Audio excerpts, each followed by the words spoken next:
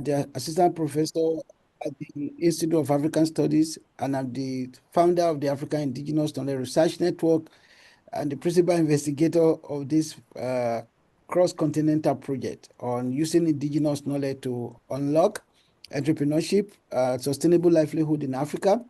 We thank the MasterCard Foundation for the support they have provided for the project over the past 4 years, and we thank the leadership of Carleton University. Our director, Professor Nduka Otiono, unfortunately couldn't join us due to some personal issues this morning. We acknowledge the land where we are, operating is the Algonquin unceded territory in Ottawa here in Canada.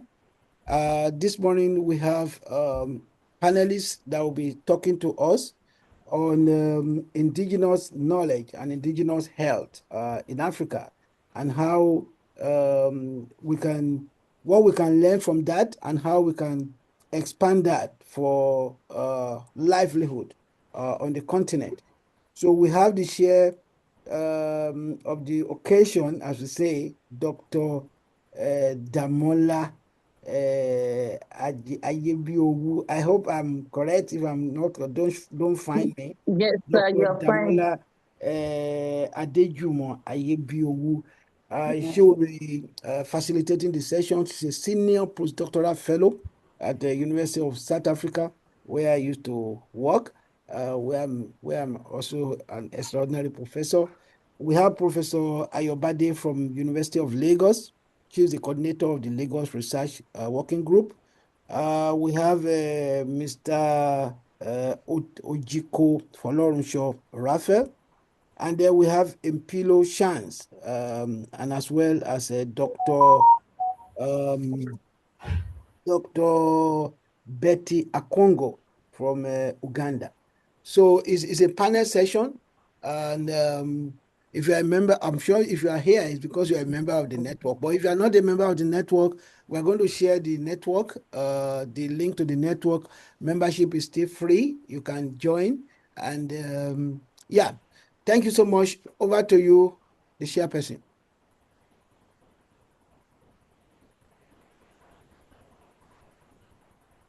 Dr. Damola, Yeah, please. good afternoon, everyone. Can you hear me all over the world?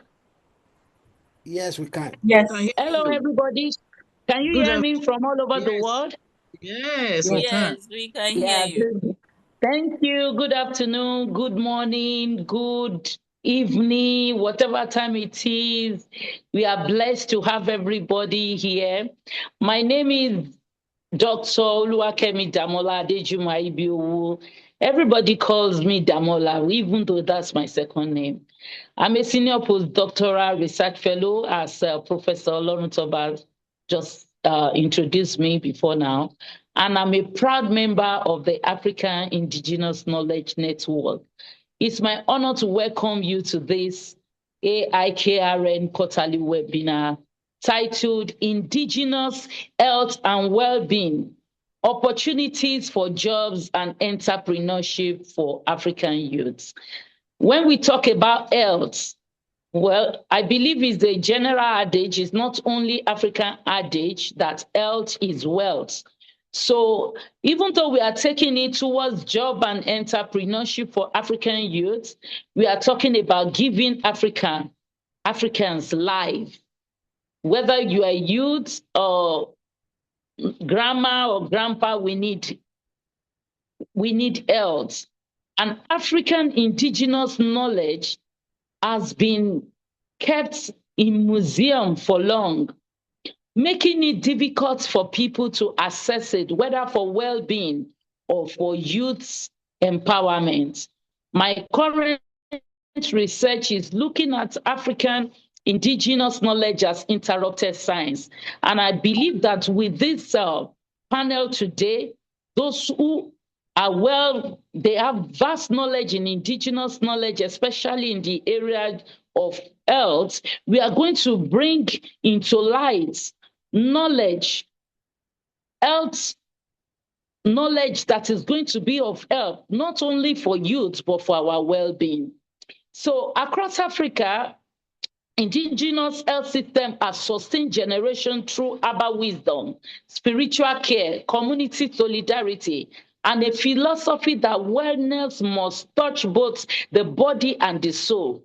Today, we gather to explore how this rich heritage can ignite youth innovation, create new livelihood, and build more resilient communities.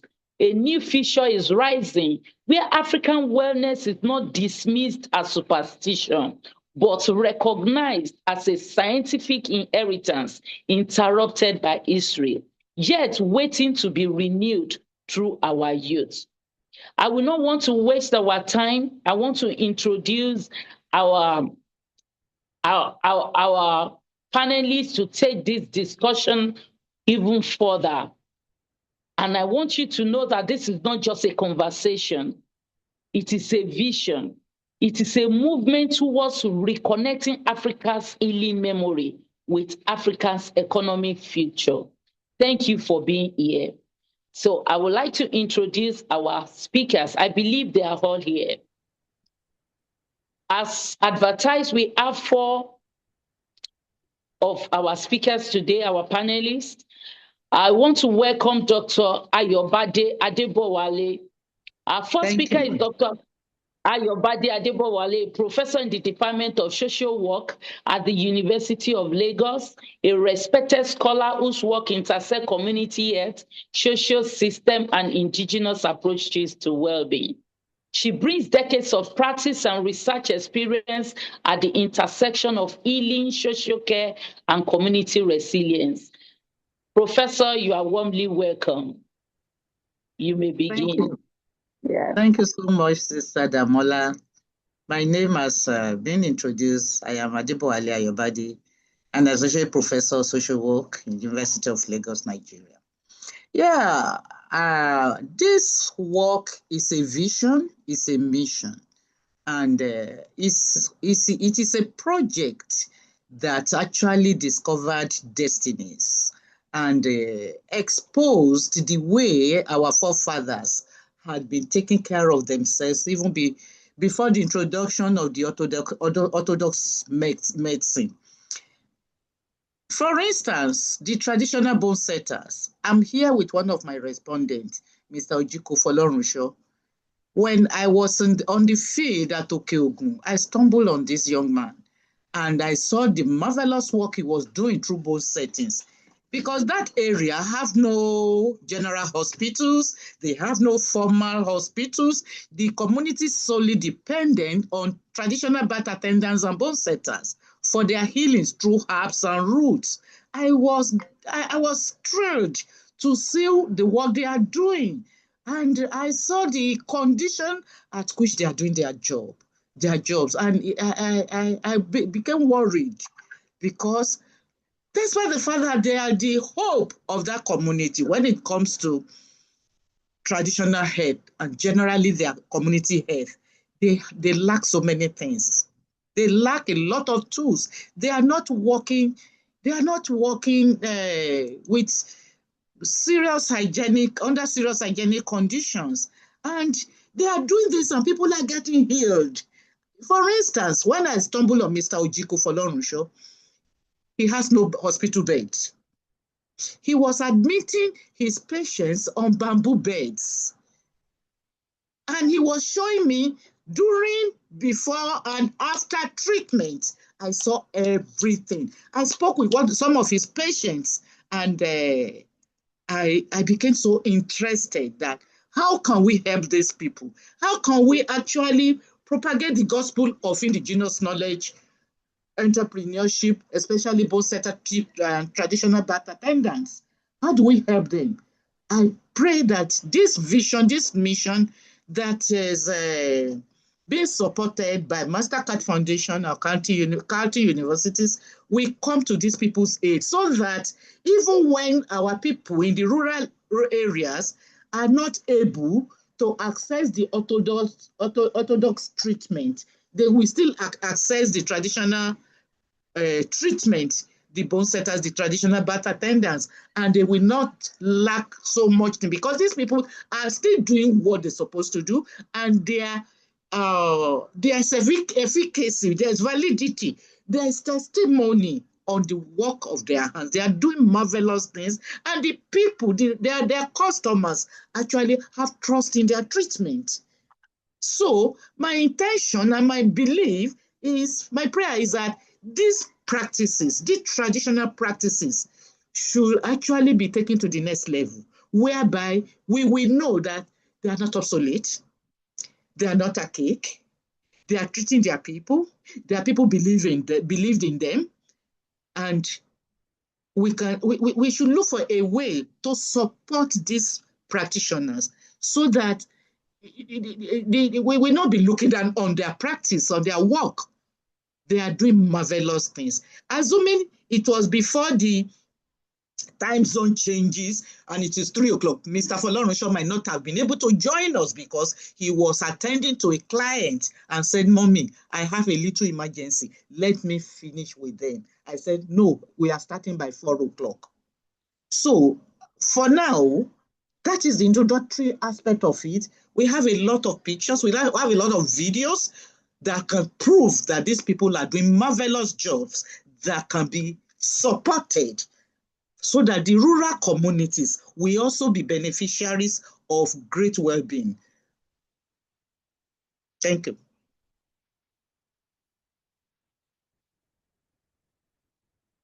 Thank you so much, Dr. Ayobade Adebowale. In fact, this is real empirical study validating indigenous health knowledge. Yes. And I'm so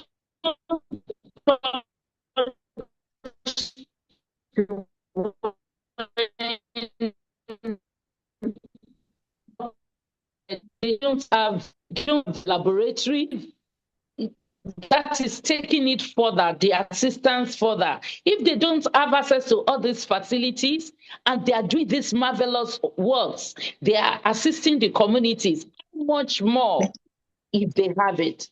Another thing I'm bringing up is that sometimes we need to problematize the word laboratory. Sometimes we always expect laboratory to be a room that has some some test tube. A laboratory is where sciences is being made, and we can see from what this from your experience with these bone setters that they have their everyday laboratory. I don't know how to say it, but they are making things happen, and we have to accept that Africans, we've got our science, we've got our laboratory, we've got our experimentation, and it's working. Before I start asking questions, I would like to go to the second speaker, Dr. Betty Akwongo. Dr. Betty, are you around? No, she's not available. You can please Okay, go then. to the other person. So I want to As go Mr. to. Otiko, okay, go ahead. Okay. Are you saying something, Prof? Yes, I was saying maybe Mr. Otiko will speak after Dr. because they are in the same research team. Okay. Ojiko, Mr. Ojiko Folorunsho. Ojiko, yes, I want to invite him next. Yes.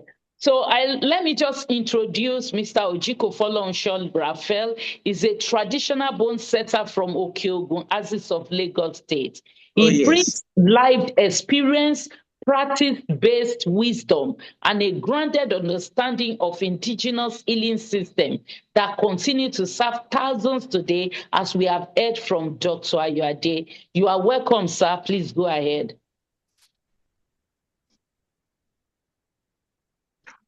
Dr. Ojiko, we should call you Doctor. Dr. Bone. Dr. Bone, yes, Dr. Bone. So can we have you, please? Let him unmute himself. He's muted. Please unmute yourself and let's have you.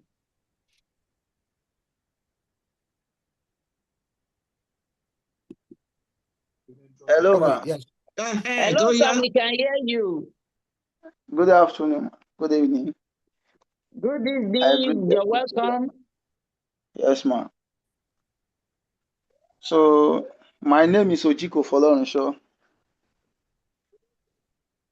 So Yes, this work, you're welcome. Can you just give us maybe about 15 minutes, talk about what you do? We will ask you question later. We just want you to speak to us. We want you to educate us about indigenous knowledge of healing in Africa and the marvelous things you've been doing. I want you to increase our, I don't want to use the word, maybe I should use, you should increase our faith, because the Western uh, healing system, Western medicine has told us that this thing is superstitious, it's not working, it's risky. Can you talk to us and educate us more, and even how youths can be empowered through traditional healing system?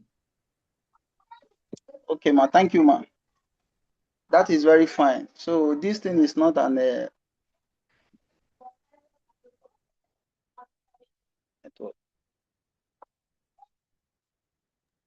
Yes, we can see your patients. We can see them. okay, but you can see me right now. Yes, I can see you. This work is not superstition. It's what we made from our mothers and our forefathers. So we inherit it from the family. It's not what we used to learn. So when it goes to the time, so this thing is just like a vision, like somebody got an Holy Spirit. So that is how it is. So then I'll be doing this work past 6 years to this time.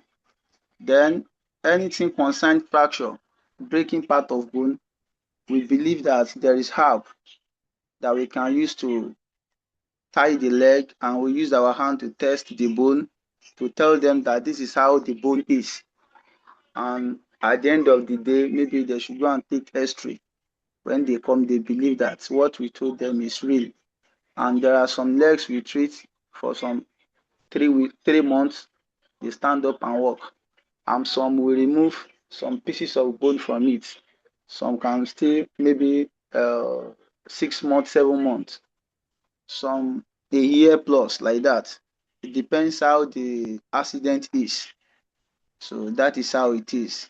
So they will believe this herb that we Africa, this herb we are using, they are working very well. It used to work fast. It depends on how everybody has his own experience of it. So that is how it is. Thank you. Hello. Thank you. Thank you, Dr. Bone. If I hear you right, this is what your parents were also doing. Am I correct? Did you learn this from your parents, or you learn it from a relative, or it came upon you, like you said, the Holy Spirit came upon you and then it directed you to be healing bones? It's what they are doing in my family. But right Yeah. from our forefathers' times, they don't used to learn this work.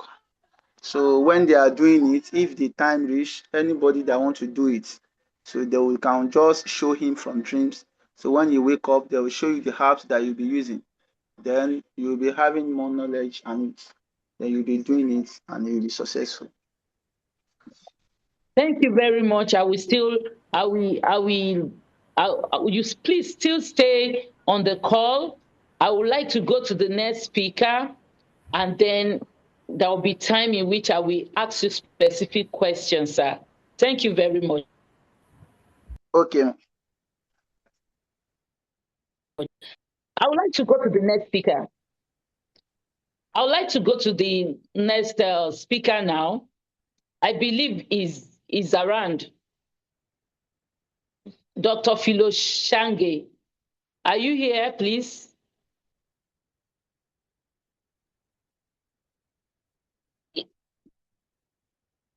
Is the next speaker available? I'm aware it's available. Professor Moyo, they said it's available.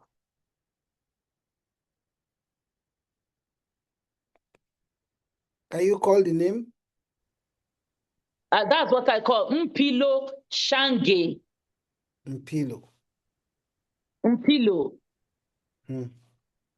From the University of Zululand. Yeah.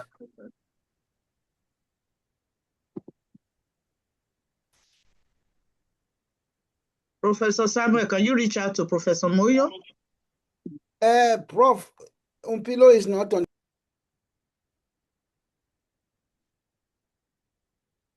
Is it Professor Moyo on Mpilo? Because it's Mpilo that I have it. Yes, it's Professor Moyo that brought in Mpilo as I suppose. Okay. Okay, so he said he will try to locate him. But while we are while we are waiting, maybe some people can post questions to Dr. Lori, sorry. Go Sorry ahead. to, yes, please. Is it okay? I have couple questions for the Dr. Ojike, the bone Ojiko. setter. Yeah. Ojiko, yes. Please go ahead. Yes, I have about 3 questions. Is it okay or I wait later? I think you can I can ask him. the chairperson, please coordinate. Yeah. Okay. Dr. Damala, is it okay if I ask? Yes. I have... What I'm going to do, can you have the 3 together? Okay. So that, sometimes they may be similar and they can answer the same time. Yeah. Okay. So please, Dr. Bone and Dr. Ayode, can you listen? Though I will take note myself. You can go ahead, man. Yes. So number 1 is I want to know if he has employees. That's number 1. Number 2, I also want to know if he works with, there can be a bone doctor in Lutz or Unilag. Sometimes do they coordinate to serve his patients? He already mentioned that after he treats them, they go to do the x-ray, so that there's already coordination with the formal medical system. So I want to know if he also coordinates with doctors in the formal system in terms of care. Number 3, I want to know You if mean he's... relationship with orthopedic doctors? Yes, in the teaching hospital, sometimes do they refer patients to him? So do they coordinate care, put their intelligence together to serve a patient? So that's so number 1 question, does he have employees? Number 2, does he coordinate? So he says his patients go back, they do the x-ray and it confirms that they are healed. So that's some level of coordination. But does he bring his intelligence, for example, and join it with the one of like an orthopedic surgeon or a doctor in the formal system? Want to understand if there's coordination between his system, which is indigenous, and formal system to serve his patients. And then number 3, I want to know if he has patients already in the community. I can see from what Dr. Debowale said that he's known because it runs in families. So it's something that is inherited. So I want to know if he has patients coming from like Cotonou, like international patients. So those are the 3 questions that I have, like coming from Cotonou, from Togo. So is it clear or should I repeat it? Repeat the 3 questions? No, it's clear. It's clear, but before he answers, I think we should ask, does the conventional orthopedic doctor believe so much in its indigenous knowledge to want to build any relationship with him?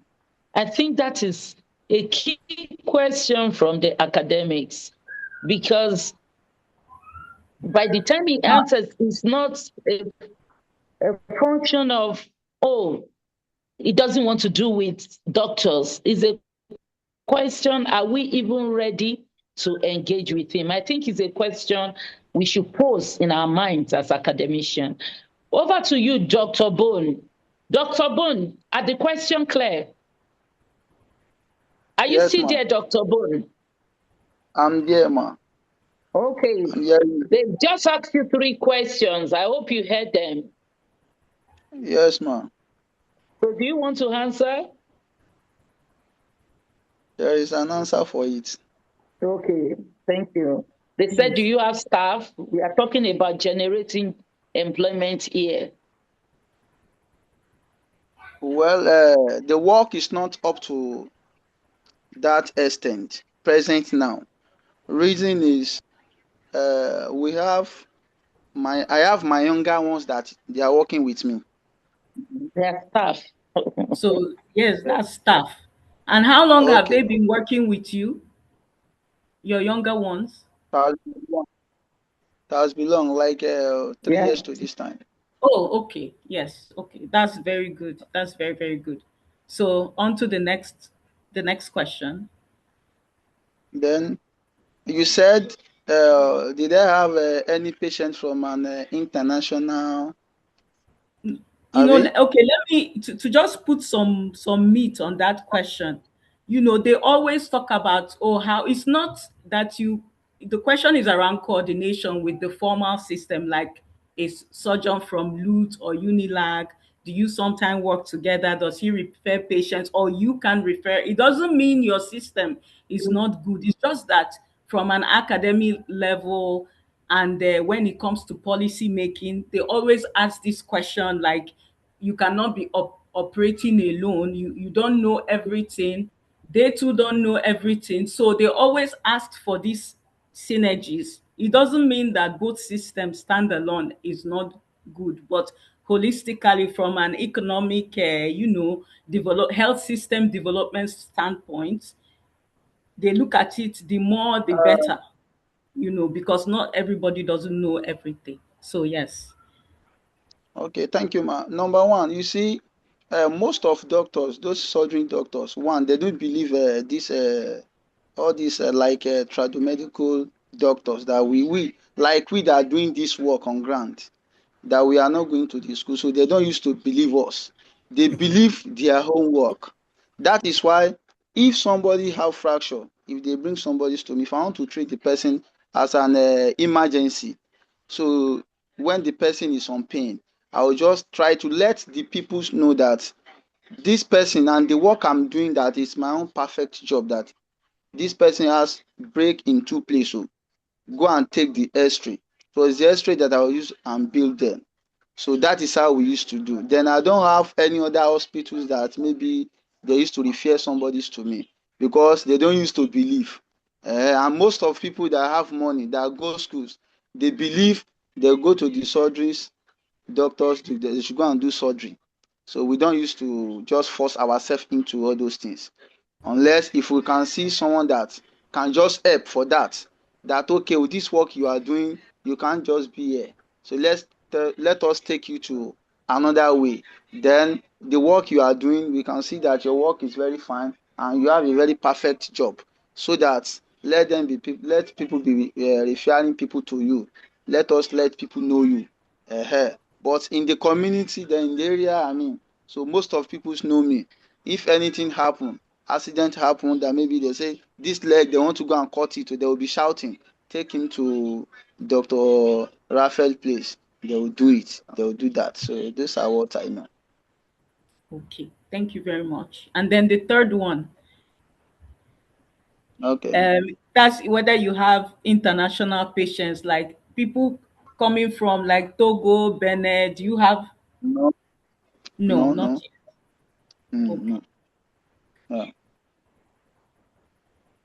Thank you very much. Thank you Thank for you. that Actually, I question. wanted to Thank say you. something. There was a Dr. Adeoye Lambo. I don't know if he's still alive. I don't know. It's my dad that told me the story. He was with the World Health. He was a director. So he was in UI. He used to experiment in his days with this traditional medicine. He incorporated it in his own practice. So I'm, surprised that like you said, that the conventional doctors, they don't really like to coordinate. Okay, thank you. Yeah, thank you for Thank you. your question. I also want to contribute to that. he mentioned specifically that many people who are rich, they don't patronize them. Am I right, Dr. Bone? You said that people Yes, who have ma'am. money, they mostly go to the Yes, ma'am. yeah. And To you the know when medical, they believe when they go to hospital, they give them injection and they will be okay, and they won't go past through much pains like that. So most of them, that is why I see that. so do you agree that your own method is more painful? Is it It more is not more painful? painful. It is not more painful, but at a time, if someone have breaking leg, gradually process, maybe 3 weeks, 1 month, if the bone is joining, so the person will be feeling pains on it. Then we can still call nurse to come and inject the person, give the person some pain reliefs, so that the person will just be whole. So I can see a lot of relationship with the healthcare system, but as you mentioned, I don't know if people that are online are getting what I'm saying. When a service is, can people still hear me? Because I could see that Yes. it's I, ending. Yeah, when yes. a service is relegated to the poorest population, a lot of a lot of things go that number one, you will not be able to put the best of coordination because the poor people are most time voiceless. Even if the service is excellent, their poverty keep their voice under. Secondly, he just mentioned about pain, take care of pain now. They need a conventional assistance, medical assistance, and they said they call a nurse. Now they call a nurse, and the nurse come and give the injection. Yet they cannot approach the orthopedic surgeon for collaboration. I think we should problematize that. What's put in because the level of operation of that service, we have kept indigenous knowledge to the level of the poor, and it becomes something like black market. Any Yeah. other questions? Some, or Yeah. do you want to say something to that? Yes. Yes. Um, Thank you very. Okay. okay. Sorry, Dr. Yisi, maybe once you just finish, Professor Moyo, who is the coordinator of the South Africa Research Working Group, is going to speak on behalf of the person who is unfortunately is not also available. For your attention, Okay. share. Yeah. So you can call Professor Moyo once Dr. Yisi finish her Okay. intervention. Yeah. Okay. Oh, okay. Yeah, I'll just thank you, Dr. Damala. You said it should be problematized. That's a very good point, important point you made. The bone doctor, he's an expert in bone care, and obviously he's doing it very good. So there are other aspects. Maybe government has to get involved. It has to be researched more to bring it to the fore, and probably data collection around what he's doing. How many? I've been doing this for 3 years. How many patients have gone through me? Successes.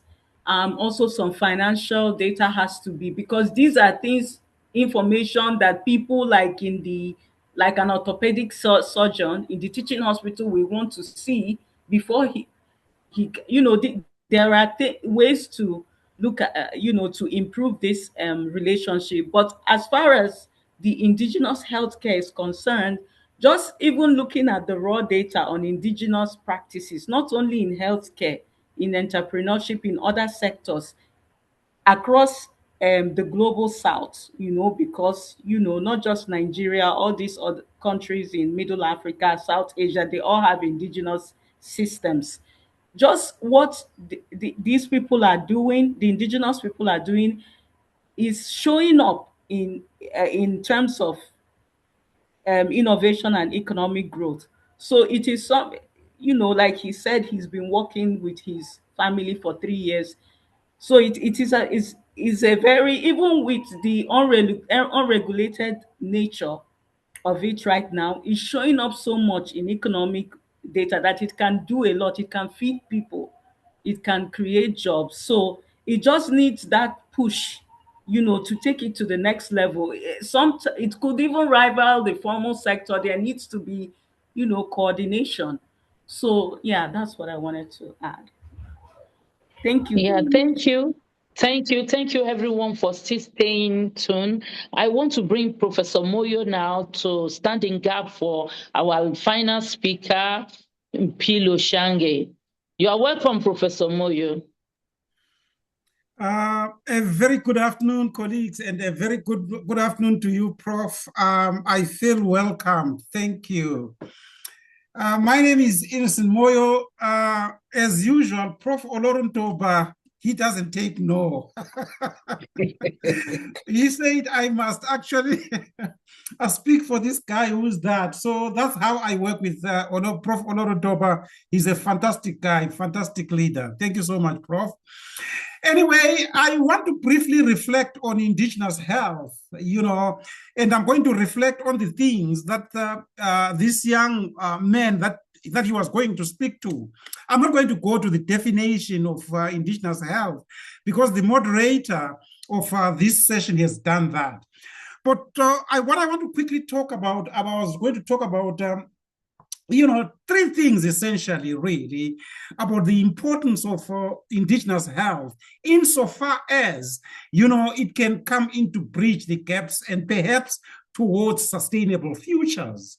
In order to make that point, for instance, midwifery, we do midwifery here in the southern part of Africa, we still do have that. Indigenous, people that actually assist people to actually deliver babies, give birth, and so on and so forth. It is alive and active, right? But why am I bringing that point as an integral component of Indigenous health? I think you know that Indigenous health is expansive, including what I'm talking about. Particularly in some parts of Africa, where hospitals are far apart, people don't have access to clinics, and so on and so forth. Yet, among Indigenous communities, we have people that have expertise, who have this knowledge. They can actually deliver. They are so efficient, so effective, in this midwifery. So. Therefore, in that particular aspect, Indigenous health comes in to close the gap. But yet, not much is said about this. Not much is documented about this. But the point that I want to make really is that this particular example that I'm making here of midwifery, it actually shows us the sustainability of health where modern care could not reach. Where modern care could not reach, Indigenous health comes in. Right? With modern health, they complain about distance. They complain about places that they can't reach. Poor Indigenous knowledge and Indigenous health reaches everywhere. It is time for us to think outside the box, really, in the context of this. This is an exemplification to make the point about Indigenous health and its sustainability, where modern medicine fails. Indigenous health does not know distance. Indigenous health doesn't say we cannot reach where the Indigenous communities are, where we cannot cross that river. They reach everywhere. I challenge us colleagues to start rethinking this. Having said that, let me also go on another point of reflection. Some people choose to say this is contentious, but I don't think so. One of the reasons, really, why perhaps COVID-19 in Africa, we didn't have many fatalities. It was because people actually resorted to Indigenous knowledge systems. They resorted to Indigenous health, which is why, they were able, in many ways, medicine was not available. what you call these things, the injections was not available, indigenous health came in. Not only that, but also the physical, the mental, the so. Do you understand what I'm talking about here? Right? So my point, therefore, is to actually show the efficacy, the resilience, and even the sustainability of indigenous knowledge systems. But not much is said. It is time for us now to rethink, the place of indigenous health within the broader rubric of health provision. Okay, so my point really was a quick reflection on those 2 points within the logic of showing, indigenous health in Africa, pathways towards sustainable futures and so on and so forth. And my point is in the affirmative. Indigenous health in Africa is alive. It is there. It is effective. It is holistic. I've used the example of midwifery to make my point. I've used the example of indigenous, knowledge systems and indigenous health. In the wake of COVID-19, it worked. Some people didn't even know there was they effectively deployed their indigenous knowledge systems. They did not go for injections. They did not go for masks. They just relied on indigenous health, indigenous knowledge systems, colleagues and friends. It is time to rethink the place of indigenous health, towards sustainable health futures in Africa and even globally, I dare say. I rest my case, moderator. Thank you. Thank you very much, Professor Moyo. I know there may be questions from the audience, but can I take you up, sir? When you say the sustainability of indigenous health, what do you mean by that? Please, you said indigenous health have been sustainable. So what do you mean by that? Are you referring to how they have lived on despite interruptions of colonialism and modern health? Can you explain that further? Thank you. The last part of your question actually rescued me. Because I meant to say, the last part of your question actually answered the question for me. Sustainable in the context of the disruptions of colonialism, with colonial encounter and so on and so forth. These health systems have, in my understanding, I'm not an expert here, but these are just reflections, right? Through colonial encounter, these indigenous knowledge systems have remained strong. They have remained resilient. People continue to rely on them. They continue to use them. Of course, I know they are very expanded definitions of sustainability. But within this logic, within this context, that's how I understand, and that's what I meant. But also, I can even, continue and say, even in the current conjuncture, people continue to rely on, indigenous health, despite any other disruptions and so on and so forth. So that is the point that I was trying to make there. Yeah, thank you. I intentionally asked you that question, Prof. And maybe before I say why I asked that question, is there any comment from the audience before we ask for that question? Is there anybody who wants to talk about to speak to what Professor Moyo said? I think I can comment. Okay, Dr. Ayobade. Ayobade, rather. Yes, ma'am. Yeah, to buttress what Professor Moyo said, traditional birth attendants in rural communities are playing a very great role. When it comes to child and maternal health, they are the only hope they have in that community. I stumbled on a TBA that was into this, and how I wish I'm a wealthy person, I would have done what I hope to do for that woman. Because this woman takes delivery just from her bedroom on top of a mat, no bed. And she has been doing that for over 20 years, which she says she inherited from her grandmother. And another baby, I saw her with a baby, and I said, "Oh, fine baby, who?" She told me that it's a patient. I said, "How?" She said they brought this patient from Lagos, And they wanted to be coming and going. And she told them that if they cannot drop this baby with her, she will not be able to help them. And reluctantly, the parents of the baby girl dropped the baby with the woman, with a complete stranger that they don't know. And this baby with cerebral palsy diagnosis from the hospital, she started walking on her. I said, why did you say the patient cannot be going, the parents cannot be going and coming? She said there are herbs that she would love to administer on the baby in the night.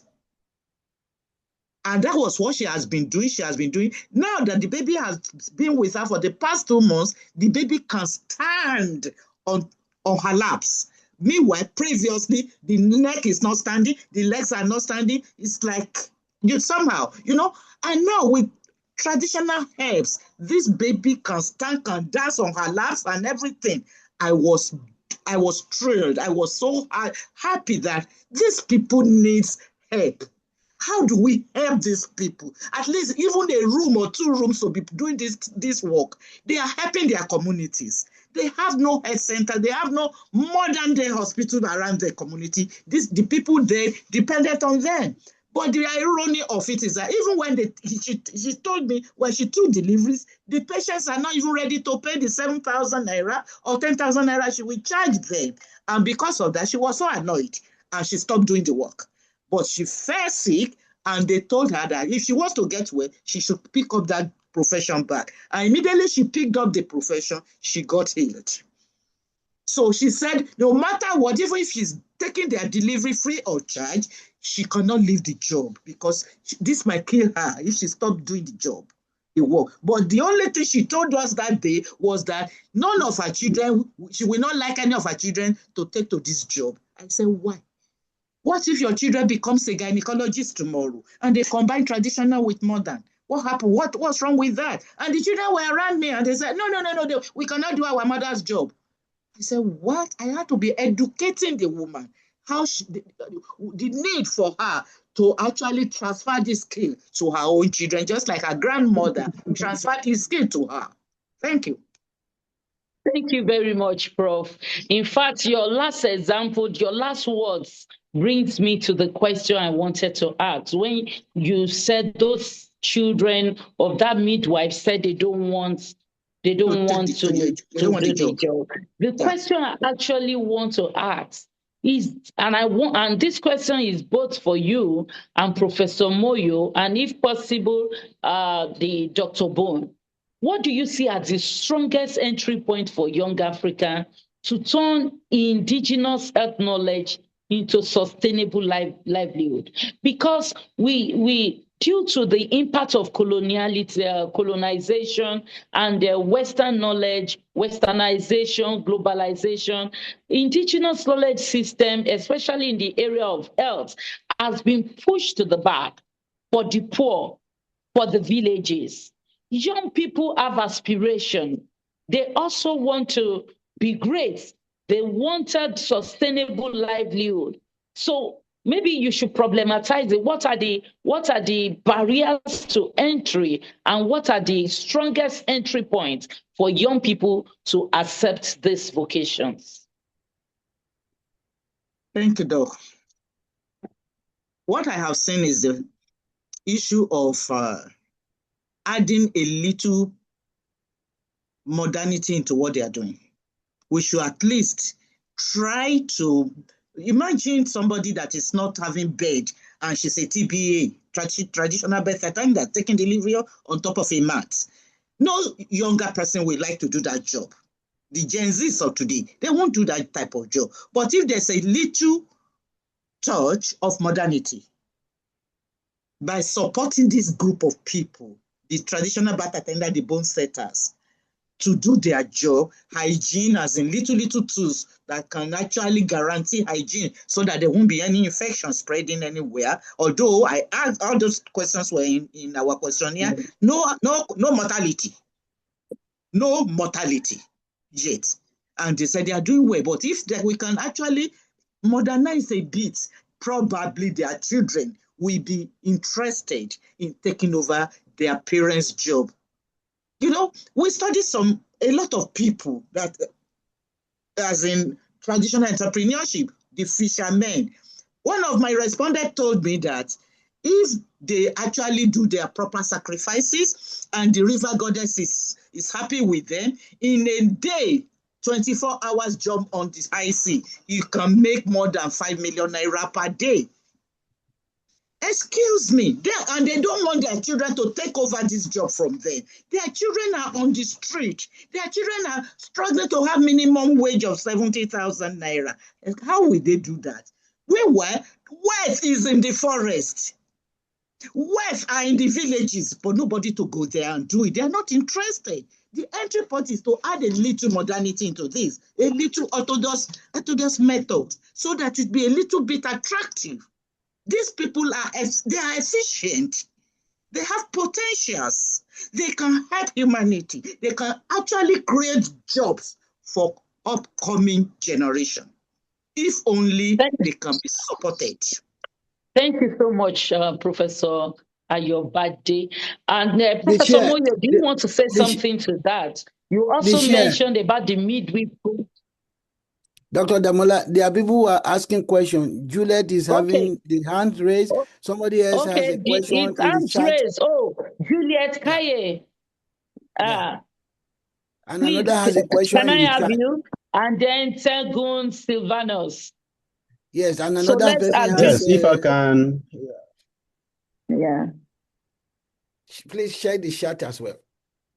Yes. Okay. Can we go to Juliet first? Dr. Juliet Kaye?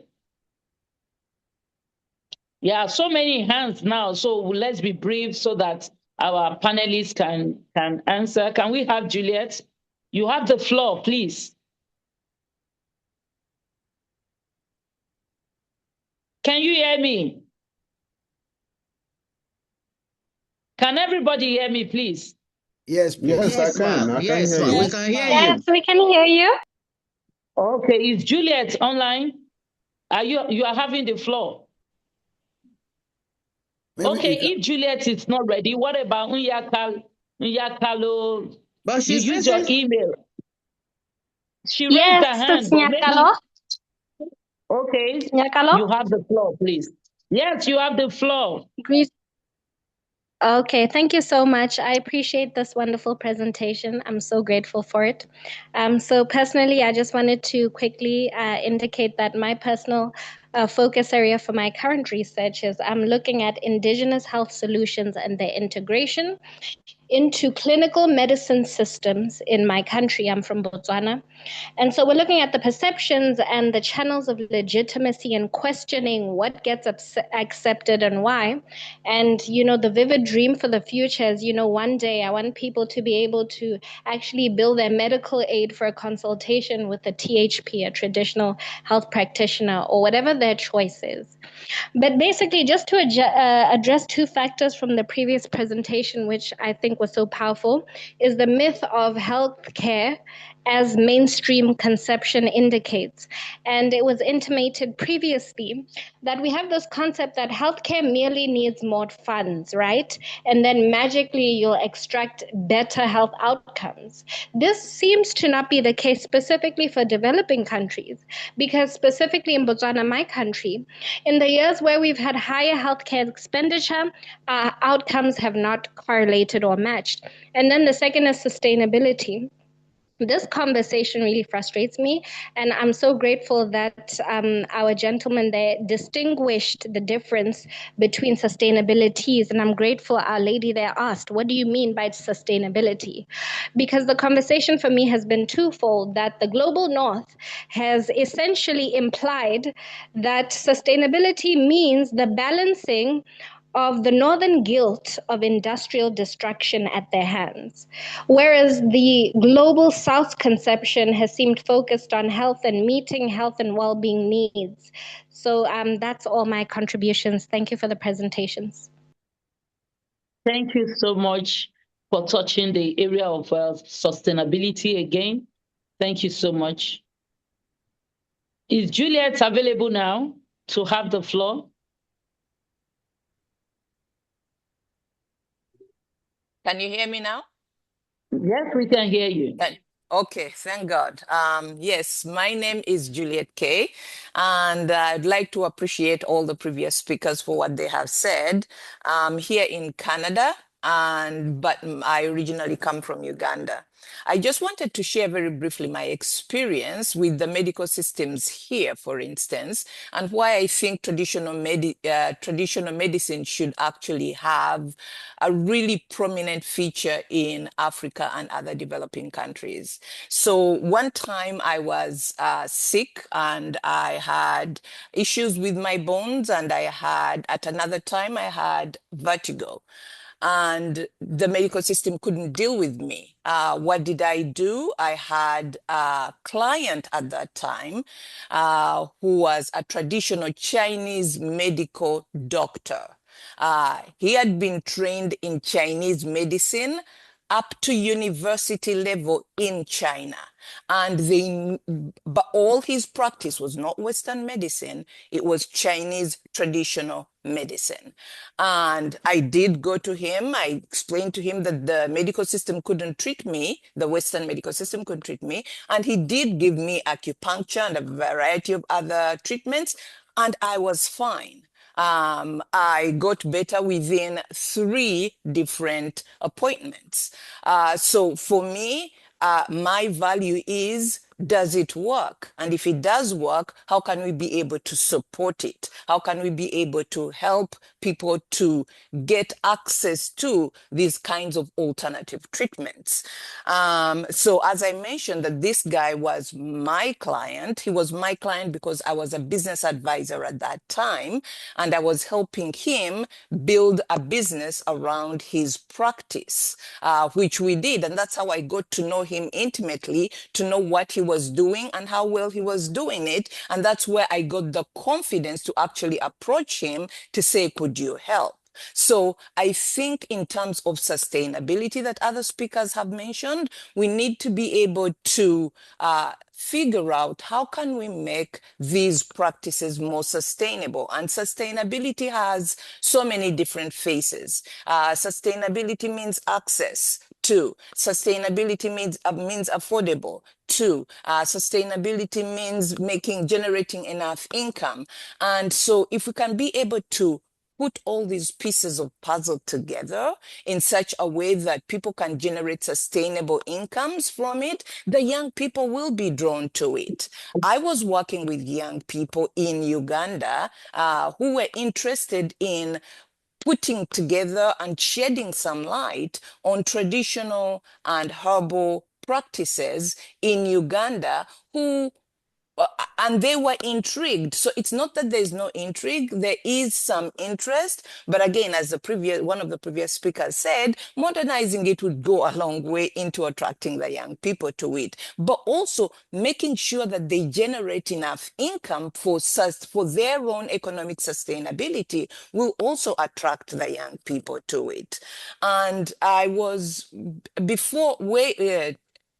20 years ago, I was privileged to work with the Food and Agriculture Organization of the United Nations. And one of the projects that we were doing was to help communal farmers in Zimbabwe learn better practices and be able to become sustainable. And in terms of learning better practices, it wasn't that they didn't have practices, but they needed to modernize some of their practices. They needed to be able to learn from the conventional wisdom, add it together with their traditional practices, and be able to increase productivity from their farming practices. And in that whole process on that particular project, we taught them entrepreneurship. We taught them how to generate enough income. We taught them how to cost their practices and be mindful of what pricing they need to charge so that they could be able to make enough money and make ends meet. So I think, again, as some previous speaker mentioned, I think it would be important to really put the two systems together in such a way that it makes sense on the economic front, but also on the community development front. Because as part of spreading that word of the project through the community, we established what they called at that time farmer field schools. So we picked community leaders who knew enough agriculture, who were interested in learning newer practices to add to their own, to learn it in such a way that they could go and teach their people in their communities. And that way, word went out, and they were able to, more people were able to be drawn to this particular new way of doing things. And that way, it grew and grew over a period of time. That's all I wanted to share with you in terms of my experience with traditional practices. Thank you very much. Thank you. Okay, Shia, I think somebody else is still asking questions, Silvanos, and there's another person from Africa who still is posting a question in the chat. I think 2 questions actually. Hello, I'm sorry. I had a network issue. Who is that? Okay, I'm back. I'm back. Okay. Yeah. Okay. So can I continue, please? Okay. Who is that? Prof, you can continue. No, Jibril. I'm saying that. Damola. Oh, Jibril want to ask a question. I don't know whether you can see that in the chat. Okay. No, I didn't. Okay. Jibril, I didn't see Jibril, but I see 10 good Silvanos. Yes. Okay. Tengu is here. Yes. So if you can hear me, I want to make I want to make 3 comments. I want to start with the issue of acceptability. I want to please thank all the presenters. It's a very wonderful time we're having here. The question of whether it works. You know, I just completed my PhD work in this area, and from the data I collected from the field, I am very, very sure that indigenous knowledge, particularly as it pertains to health, works. It works at different levels. And our experiences as Africans, personally, I have parents who are in the village. Certain times they will have problem, and when they come to the hospital, you discover that diagnosis wouldn't discover what the problem is. They will keep telling you, you do this, you do that, the finish scanning, do everything. They won't discover what the problem is. When they get back to the traditional health system, they will be able to resolve the problem. Not once, not twice. It has always happened to me. There are other illnesses which I know here in Nigeria that up to now, we've not been able to specifically identify what treatment can be given to them in orthodox medicine. I asked this question when we had the induction workshop for AFLIAC fellows in Rwanda. And those that are in the area of medicine, if you come to Nigeria, there are some illnesses that you go to the hospital, even the doctors will tell you, they will start giving you options of what to come and do. And when you want to follow that, it is traditional way. And you get the solution. So I know it works. Then the issue of acceptability. Acceptability, as an expert in heritage studies and having concern with indigenous knowledge, I always accuse we the learned people in the area of health. I accuse the doctors because it is the health practitioners in this case that continue to discourage people in their societies, people around them, from patronizing traditional medicine. And it's very unfortunate. You can hear from the Dr. Bone how he's able to collaborate with some aspects of the modern medicine, modern health services to confirm what he is doing. I took a patient to one traditional health center, and this man gave us tests. Here in Nigeria, he gave us a series of tests to go and do in the hospital, confirm certain things and come before he can start his own process of treatment on that person.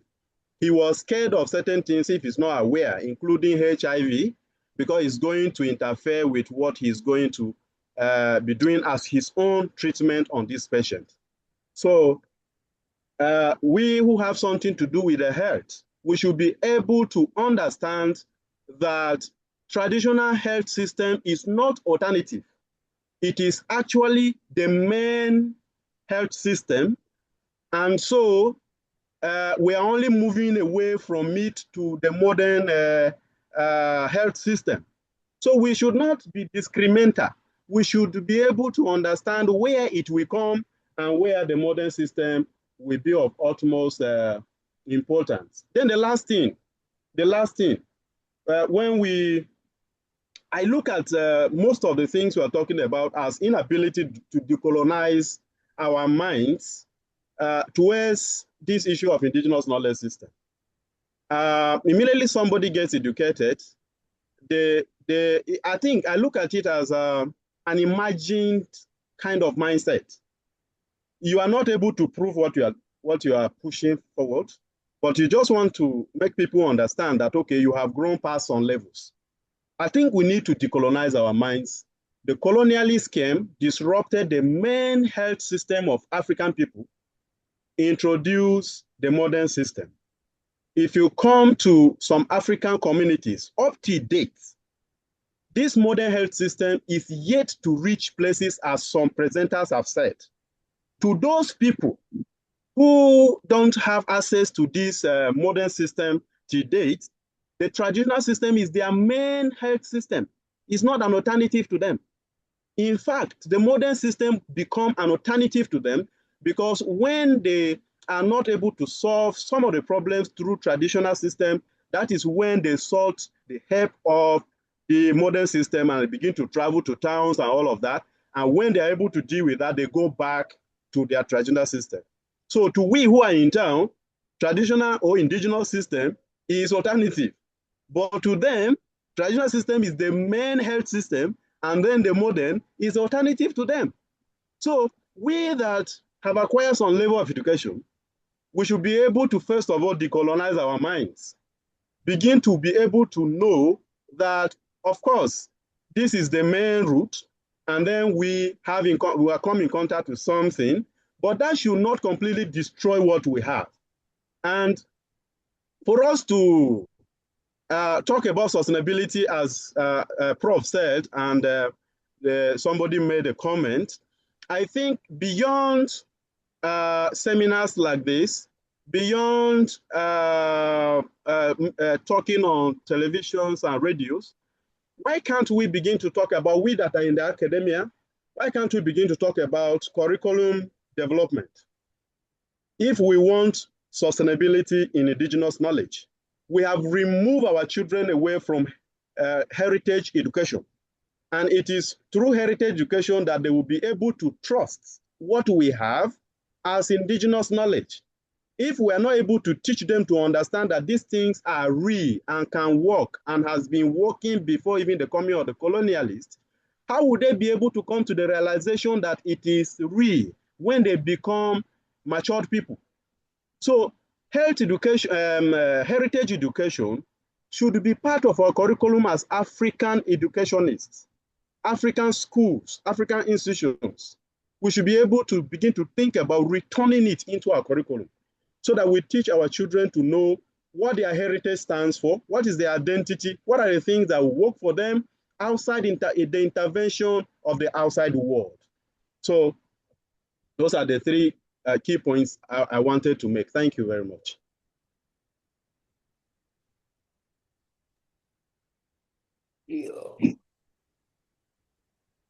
The share?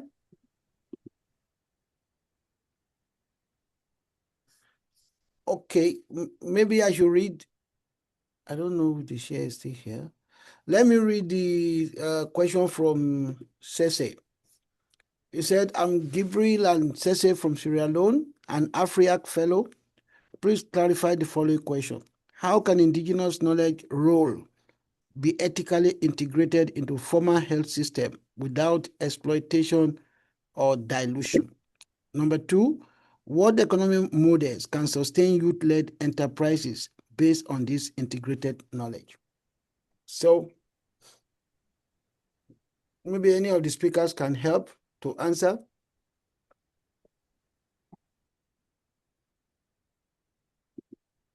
Are the speakers there?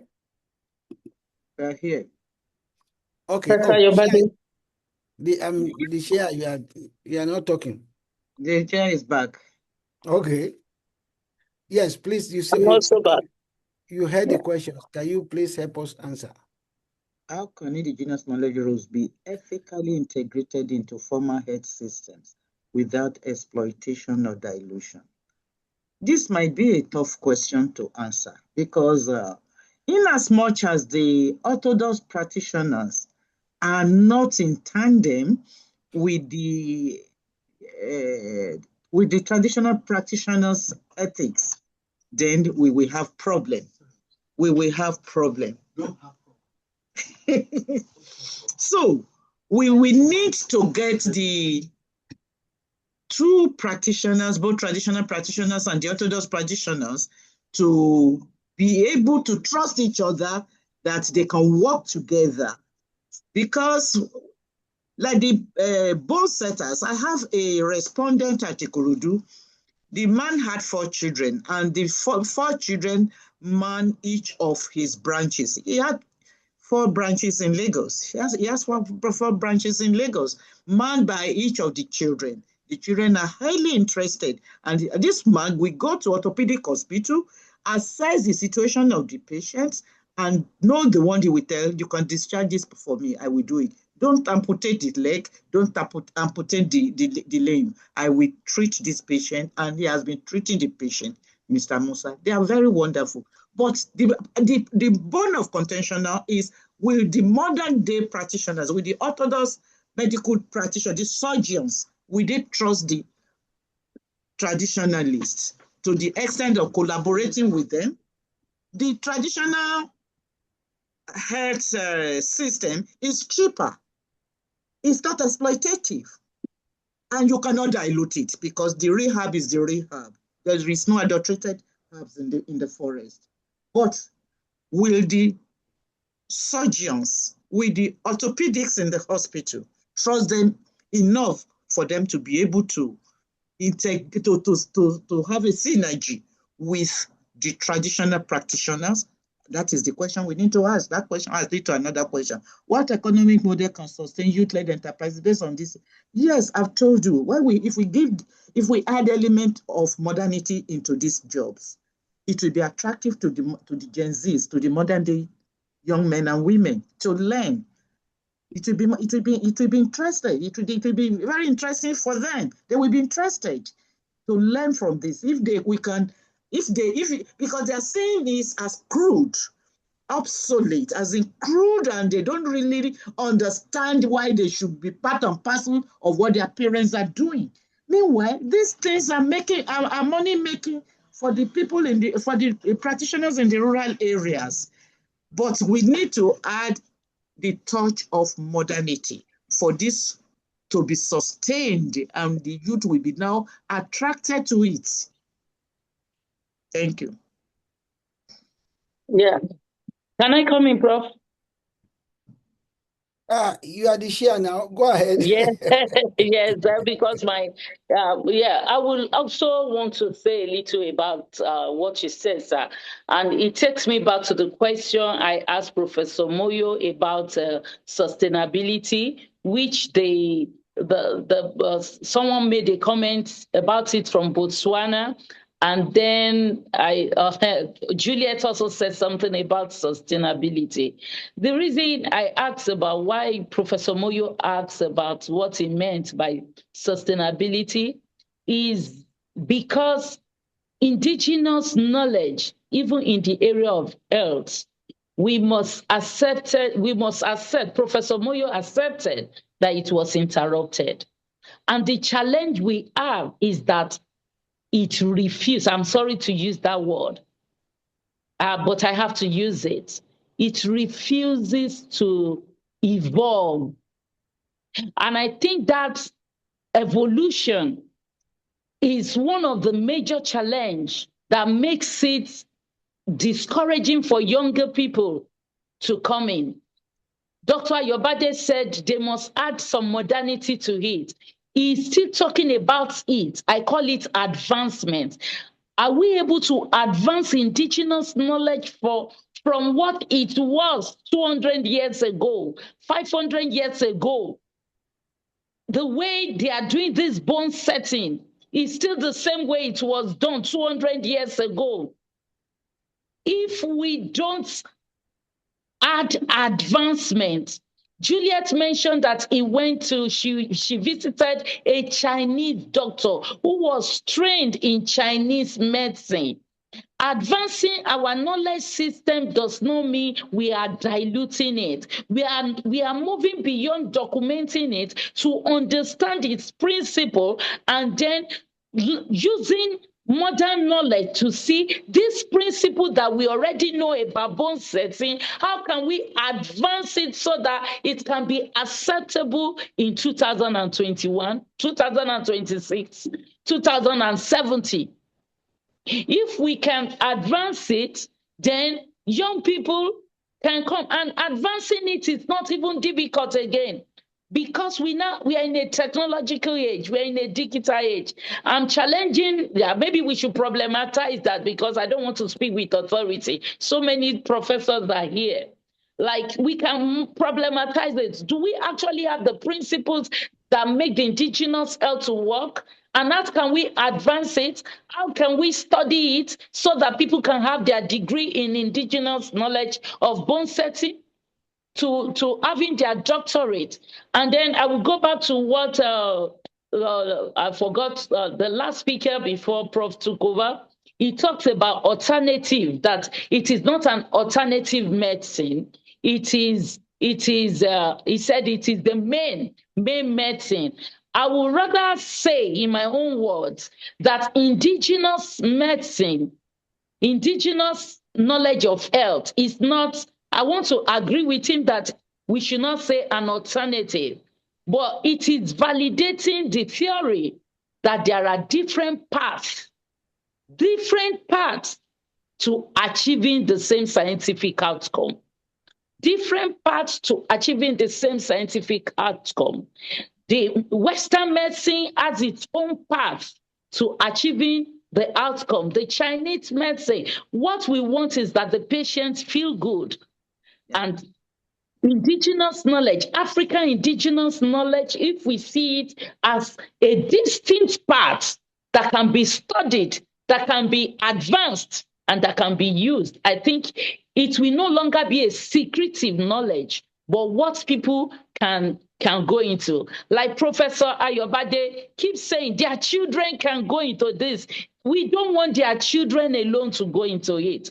We want as many young people in Africa who desire to know about health care in the indigenous way to be able to go into it and to be able to flourish in it. On that note, I want to ask if there is any other contribution to that. Yes. Yeah. Thank you, Chair. So, we have Dr. Betty Akongo. She was supposed to speak earlier on, but there's some miscommunication. I think they say she's ready now to make some interventions. Dr. Betty, are you still here? Yes, I'm still on. Oh yeah, sorry for any miscommunication. Please, we are ready to listen to you now. All right, thank you so much, Chair, and thank you everybody on the call. And thank you for giving me a call, though at the last minute, but still I can add on to the insightful discussion that is ongoing. I want to say that true, for centuries now, indigenous knowledge offer great insights into the provision of primary health care, especially where resources are limiting and where healthcare provision is limiting, especially in the African context. I did my PhD study on use of medicinal plants for treating some diseases like fungi. And then interestingly, if you go into the community, you'll meet a lot of information.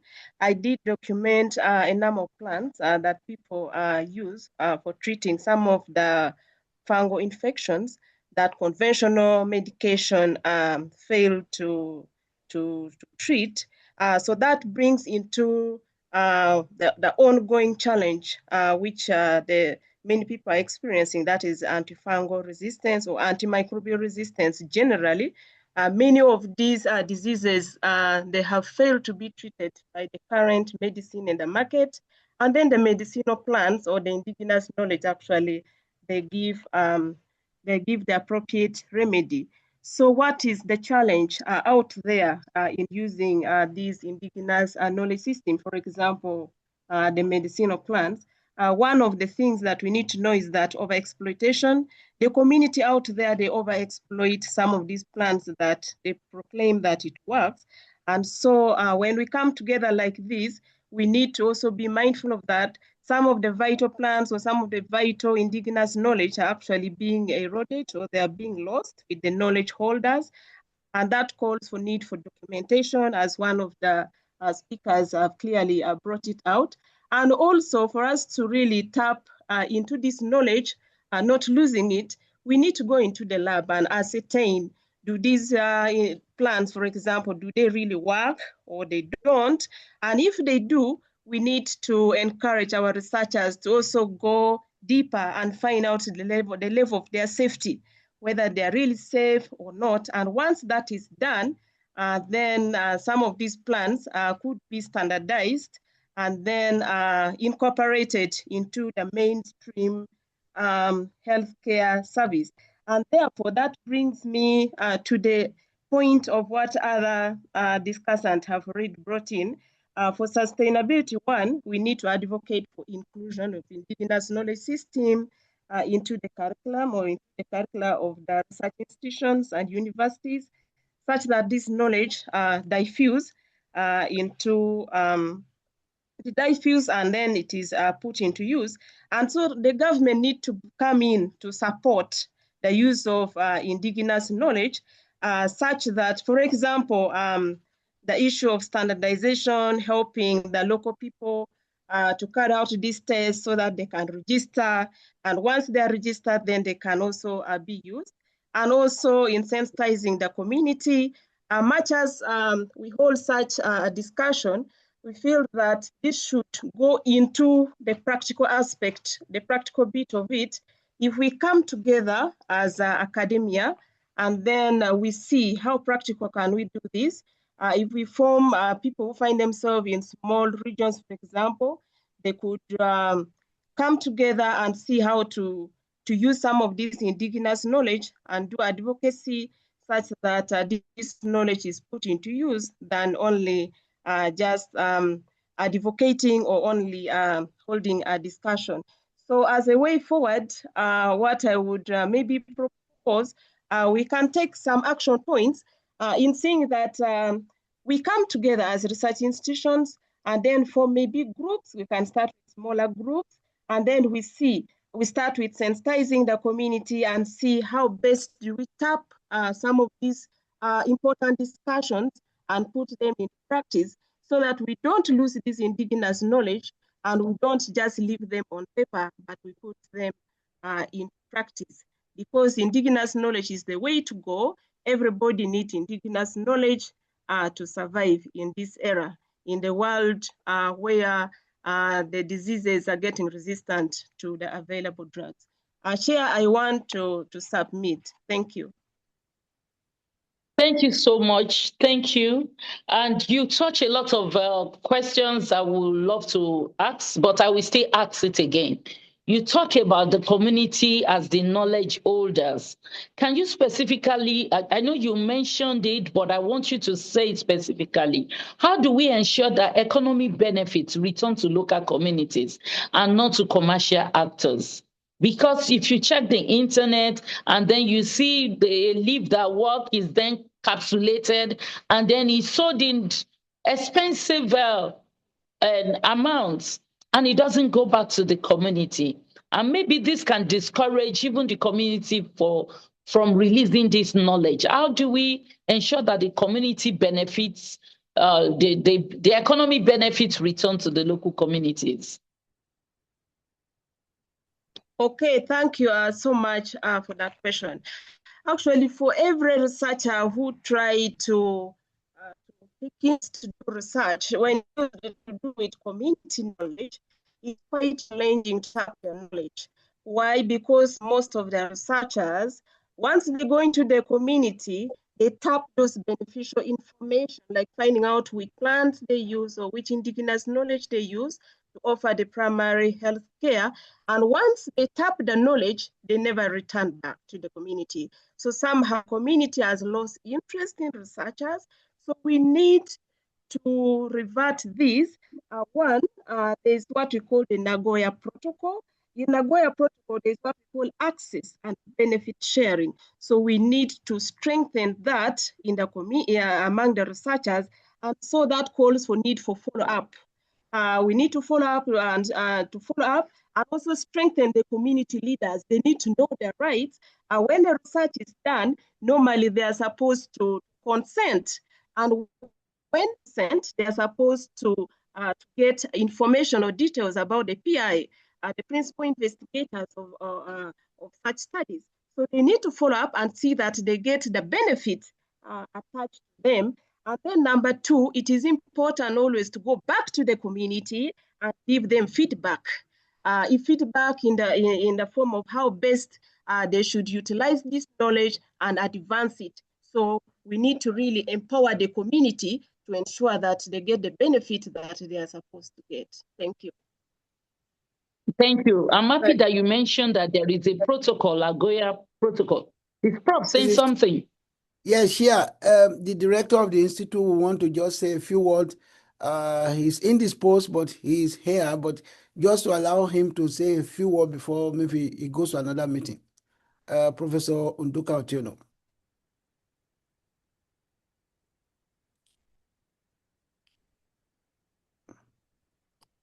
Yeah, hello. Yeah. Just can you hear me? Yes, Yes, please. sir. Okay. So I'm sorry, I won't be able to turn on because I'm really a bit sick. But I thought this is a very important event that it'd be great to look in and at least to attend and have solidarity with the group with the work they're doing. So this is merely a quick goodwill message. Thank you so much. This gathering is truly an opportunity to reflect on the wisdom embedded in traditional practices, healing systems, and community-based approaches that have sustained generations across the African continent. As we explore these perspectives, I'm delighted, listening to you and listening to your reflections on how indigenous knowledge not only complements modern health systems, but also offers holistic insights into wellness, resilience, and cultural identity. This dialogue is a chance to honor ancestral legacies while envisioning innovative pathways for inclusive and sustainable health futures. And I'm particularly touched that you have taken the trouble to bring in practitioners from the field, whom oftentimes are overlooked in conversations in ivory tower on issues that pertain even more to their practices. So I think this is a very big high point for this gathering today. Thank you for being a part of the network, and I'm glad to see that it continues to grow. And special thanks to my colleague, Dr. Samuel Olorotoba, for driving this initiative with the support of Dr. Innocent Moyo and others. It's all in keeping with the vision of our institute as an emerging global center for training people on indigenous knowledge and sustainable livelihood, creating economy and others.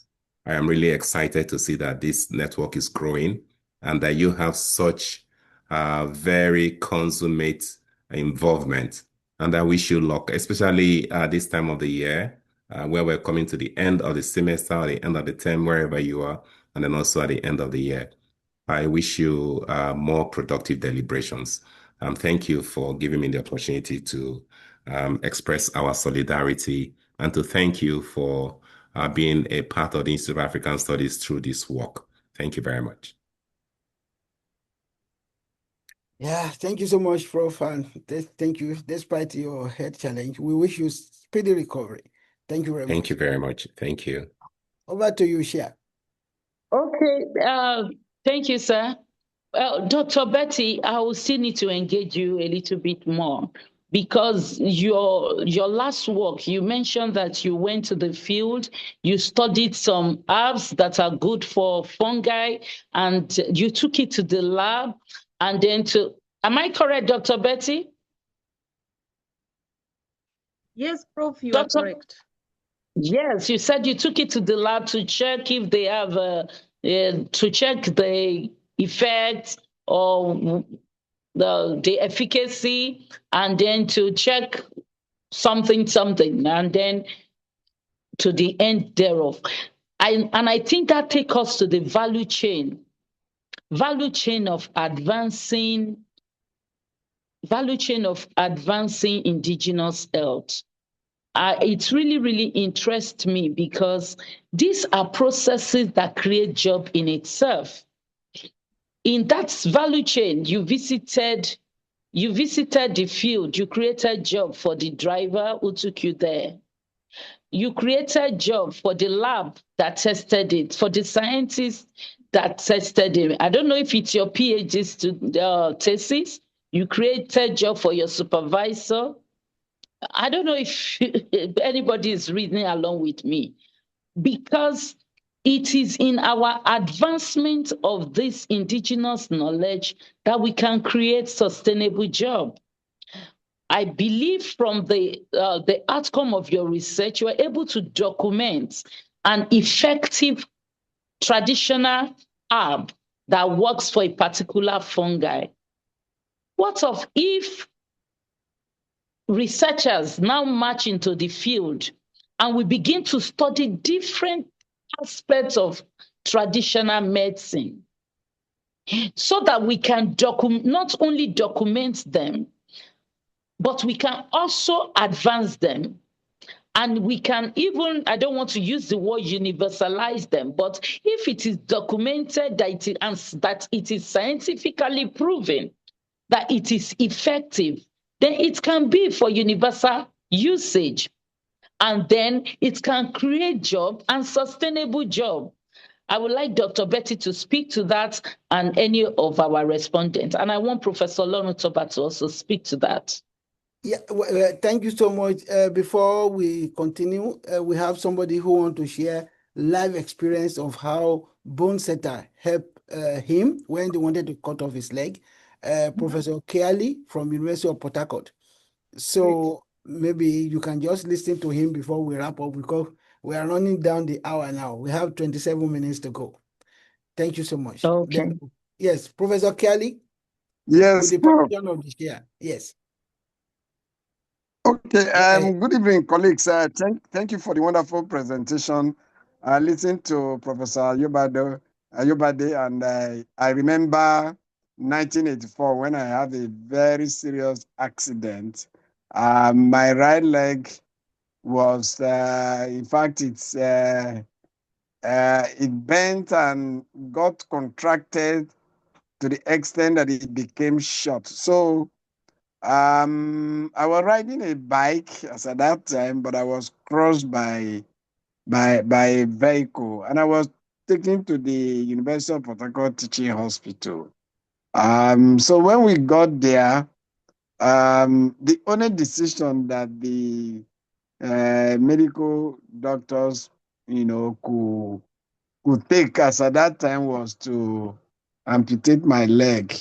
So my elder brother who took me in there said no. In fact, almost everybody were saying no, that they should not amputate my leg, and that So for them, that was the best way to treat me, so that I could wear clutches and all of that. So I was taken home to a woman who was a traditional bone setter. I hear when the moderator was asking whether there is an international, people who came from outside of the country participate, like Togo, Sierra Leone, and the rest of West African country. But this woman had people that come across even beyond Ogoni. They normally come from different part of, the country, because she was so efficient with bone set. In fact, even if your bone have scattered into pieces, she will fix all the bones. So I was taking to her, and then she started treating me. That lo and behold, my leg, even though it remained short, I could walk, I could run, I could do everything with my leg from that time till today. The only time I had a little pain in the leg was in 2013 when I was in the UK. So I went to the hospital, and they said I needed to wear some shoes that is raised. I didn't have pains on the right leg. Instead of, it was on the left leg that I had pain. So I think that the business that we are in is real. When I hear the young man spoke, it is real. I have personally experienced it. I saw it, and these people actually contribute to healing in ways that the medical, modern medical practitioners can't even comprehend. So I think that God will give us grace to be able to push what we are doing and bring in the practitioners themselves to share some of their stories like we have seen today. Thank you, Prof, for making this possible. I was even telling him that in our own group, we also have one of our investigation into traditional bone setter. So while he was doing that presentation, I felt that maybe the next time we could also reach out to that person or any other team that our coordinator will prefer us to speak on. So thank you for the presenter. Thank you for Ayobade for bringing that young man to speak to us this afternoon. Thank you, sir. Thank you, Prof. Thank you, Professor Ayobade. Yeah, I think I asked the question and I want us to speak into it. Yeah. The question I asked is about, and I will add it to what the testimony of Prof. Because Dr. Ayobade, can you hear me? Yes, ma'am, I can hear you, ma'am. Yes. We have heard testimonies today, but science is more than testimonies. It's about studying using scientific method. And when I mean scientific method, I don't mean that we have to take a blood sample to the lab, but following the scientific method of research to establish the efficacy of indigenous knowledge. And my own addition is that we need not just to document, we need to advance and scale it up. Can you imagine the traditional doctor that helped Prof from Port Harcourt? Maybe now she's late. Now, do we have another person in that community that can do that? So how do we move beyond documentation to advancement and scaling up? Because we are talking about youth employment here. So Juliet said something. Can I read what Juliet said? I think practical. I think everybody can see what she wrote. Yes. I think practical and pragmatic entrepreneurship development should be given space for empowerment, income, and generation and job creation. When people are empowered, they can self-advocate, but they can also become powerful change makers who can then work together with researchers to evolve and advance their technique. In Canada, there are many tripartite arrangements between the private sector, academia, and government to innovate. Maybe we can learn best practices from these processes, especially how the economic benefits can be ensured for the communities. Thank you for that, Juliet. But my take, I'm happy that you still mentioned advancement and scaling up, because it is very important if we want indigenous knowledge to be acceptable. Some still call it voodoo, witchcraft, what. Unless we document, like Dr. Betty did, unless we show through scientific research that this is efficient. So I want us to speak to it. How do we scale it up? I want Dr. Ayobade to speak. You have mentioned modernization, but I also want us to talk about technology. How do we use digital technology to scale up? It's because of technology we are able to gather now from different parts of the world. And technology is still available. So I would like us to do a wrap up on that. Dr. Ayode, Dr. Betty, and Professor Oloruntoba. Thank you.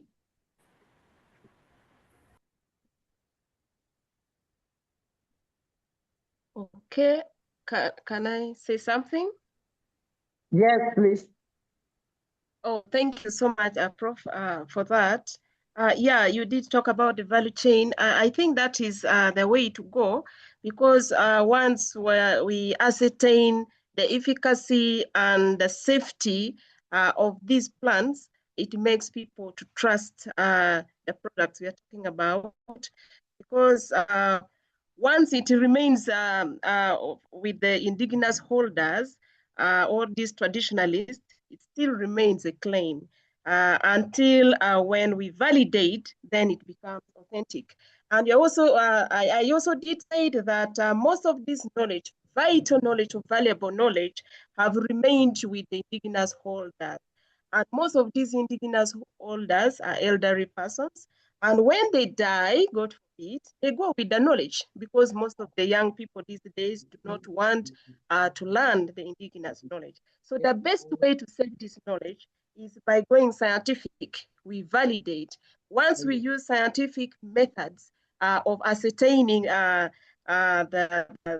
efficacy of these plants, it means that any other person can always carry out such research. It makes it reproducible, and therefore we save such knowledge. And then, as I also said earlier on, the answer that I did say, that was science Africa, it in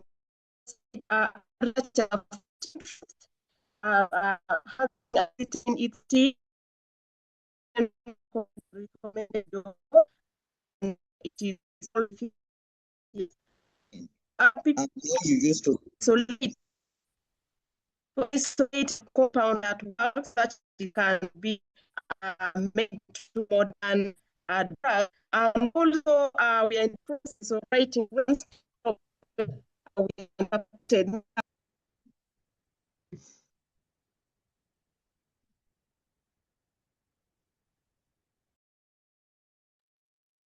Just breaking. I can't hear you again.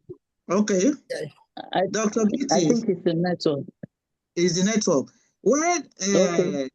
Dr. Damola, thank you so much. I did not only bring our Dr. Bone, I also brought Pastor Bone, because they have their different names they are called. And this Pastor Bone is an experienced bone setter, and it's a whole building they are using at Alago Meji Yaba, and they are they are many, and they have apprentices, and they have admitted patients. Maybe he can talk to us like 1 or 2 minutes. Pastor Bone. Okay.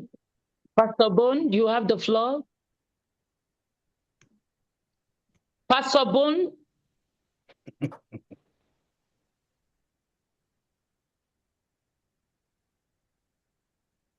Pastor Bone, are you there? I'm reaching out already. Okay. While Pastor Bone, while they are looking for him, I just want to say that some of the concerns that the share raised, they are being addressed. In Ghana, for instance, they Bonnie, already please have. unmute yourself. Unmute yourself. He was muted. Oh yeah. Bamila Perry. That's the pen down. Pastor Bone. Unmute yourself. I thought I heard.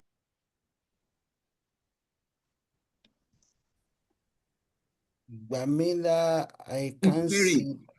Bamila Perry, that's the person. He said he has been talking that we can't hear him. I said he should unmute.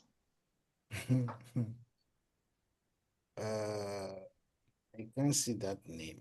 Okay. I didn't see that name here. He's there. Oh, He's there. yes, Okay, I saw it. I've seen it. I've Please, seen it. unmute. It's because you are muted. I've asked him to. Pastor Bone, you are muted. You need to press where there is mute, and you okay now. You have the you muted and then you press it again. Can you unmute yourself? Pastor Bamila Perry, can you press that thing? You pressed it before.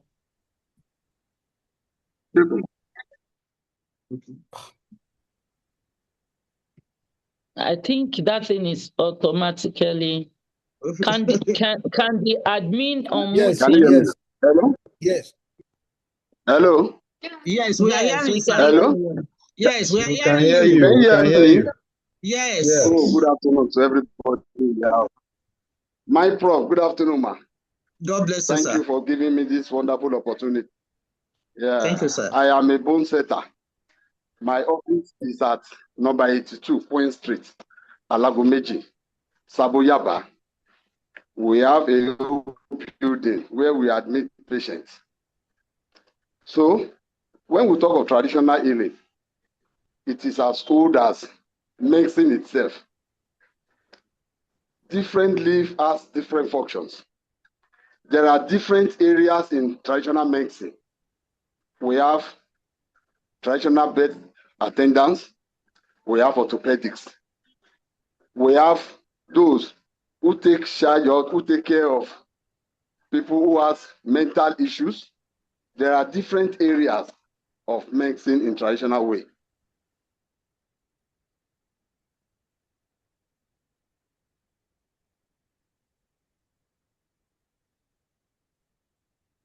I think it's network.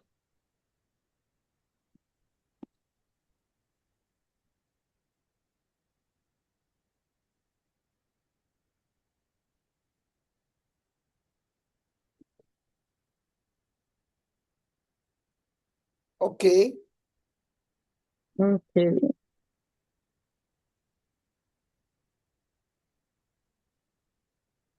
Well, he's on. He's on, but I think it's the network. We can't hear him. Yeah.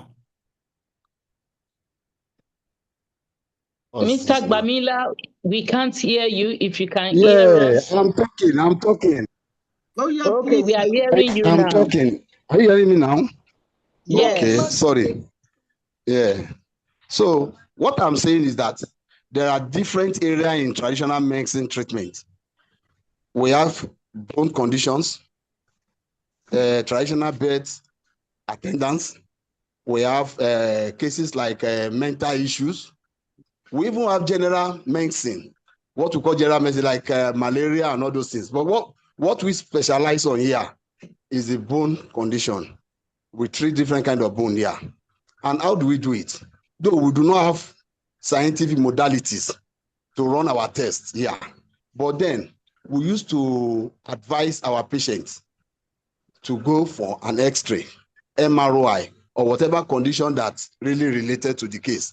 Some cases are not just bone. They could be nerve conditions. And if a patient comes with nerve condition and you are treating that patient in a bone-related way, the condition will not improve.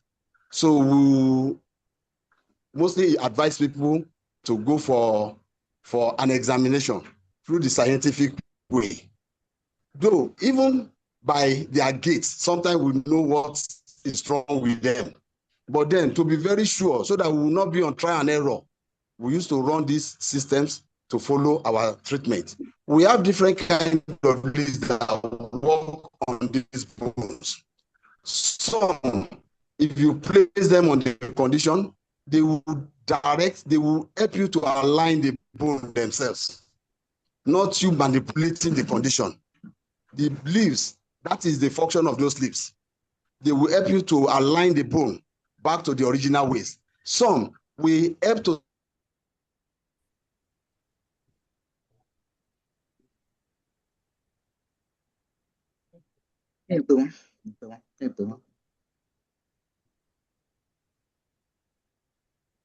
And I really want to hear him. Yes, Pastor Bone has 2 master's degree and is about to embark on the 3rd one. He's an educated bone setters. There are about 7 sons of their parents. All of them are into that.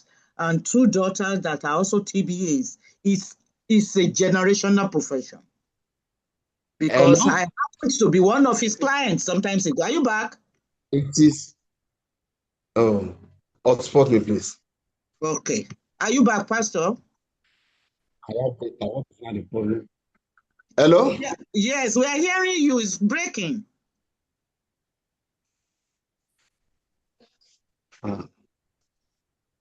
Pastor Bone, we are hearing you.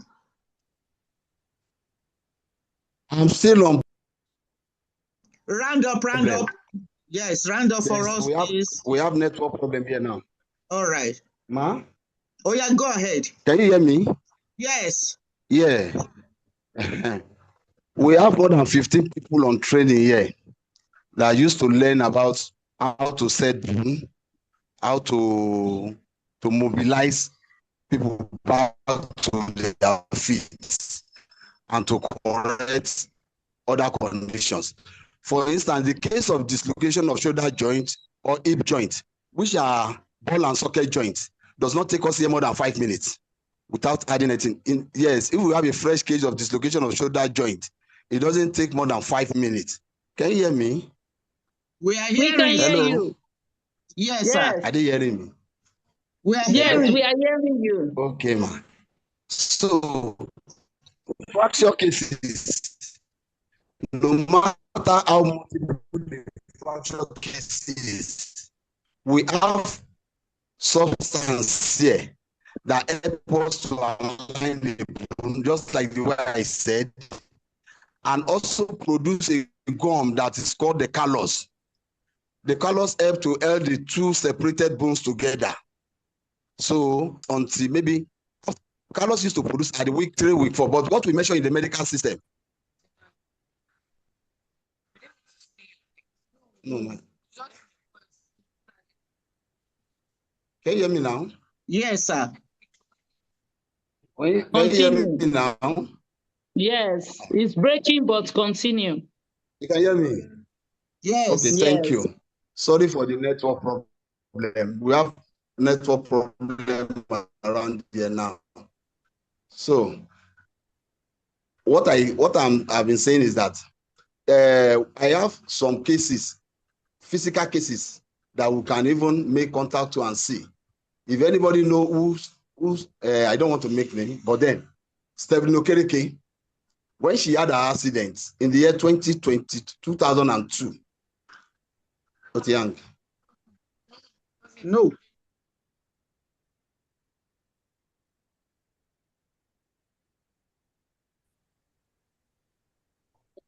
I think he's mentioning an athlete, a popular athlete. Okay, who Mr. they assisted. The chair, I will ask you to round off. We are always very disciplined with time. Okay, thank you, everybody. Mr. Bamila. Yeah. So, for round up, I'm so glad about Pastor Bone that was brought in, because it demystified the mystery behind indigenous knowledge of health. From the little we heard from him, we can see that it is not a voodoo, because he said that he has 15 trainees. Yeah. So if it means these things can be learned, And if it can be learned, it means academic curriculum can be built around it. If the universities are interested in scaling up, even though Prof mentioned that something about my concerns have been raised, maybe it's been solved from around Ghana. Yes, But Ghana I'm very yeah. And the University of Ibadan, the Ibarapa School of Health, they are working out, they develop a curriculum around all of this in Nigeria. Yes, and I'll make sure that maybe would be great, but I think we need to also scale that development up. Just two universities that I know that they may not. Okay, Pastor Bone, we have to pause you for now, but we will get back to you again. You have given us. Okay, people can see your hospital. Thank you so much. We have a lot to learn from you, and we will always come back for more knowledge. Thank you. So for everyone, I want to say thank you for being part of this. And thank you for being part of this. And as we close this gathering, let us remember that every herb carries a story and every healer carries a lineage. You can see that it is always my grandfather, our ancestors has always been doing this. And I can say that every young African carries a spark, waiting for the right wind to become a flame. Indigenous knowledge of health is not behind us. It is beside us. It is within us, and it is ahead of us. May our youth rise as innovators, not by abandoning their roots, but by drawing strength from their roots. May communities thrive. May wisdom be protected, and may healing flow in Africa. And may Africa's future be shaped by the hands of our own children. Thank you all for joining us. Thank you to African Indigenous Knowledge Research Network, Carleton University, and to our distinguished speakers and every participant who gave their time today. Go well, be strong, go with Africa's memory, singing in your spirit. Thank you. Bye-bye. Thank you so much. Wonderful share. I think you are a poet, the way you have done everything. Thank you so much. If you have not joined the network, please, you can join African Indigenous Knowledge Research Network. We have a lot of activities. We have quarterly webinar series. We have a conference coming up in Regina, Canada. Of course, the call for paper has closed, but we will have always, please join the network, and especially young people 18 to 35. So thank you so much for being here today, and thanks to our panelists. Thank you to the share for sharing it so masterfully. Thank you very much. Thank you, Prof. Thank you. Thank you. Thank you. Thank you so much. Thank you.